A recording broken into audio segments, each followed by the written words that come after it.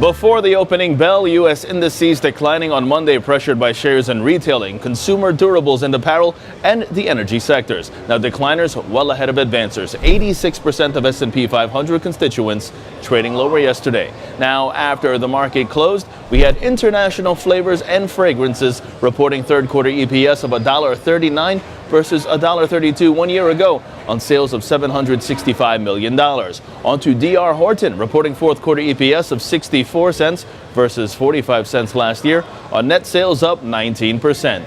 Turning overseas, Asian markets mostly dropping today. Now, the Nikkei, that was on the upside 0.15%, but Hong Kong's Hang Seng Index down nearly 1.5%, and South Korea's Kospi down 1.44%. Chinese October CPI rising 1.3% year over year versus 1.5% expected, while European indices are downward and U.S. futures calling for a soft opening.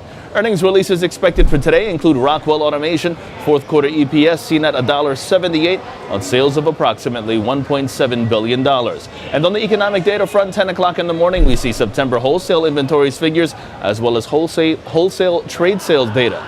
Now, regarding the trend on indices, Trading Central says the S&P 500 that's under pressure. The contract breaking below the lower boundary of a bearish channel, and a further downside is expected.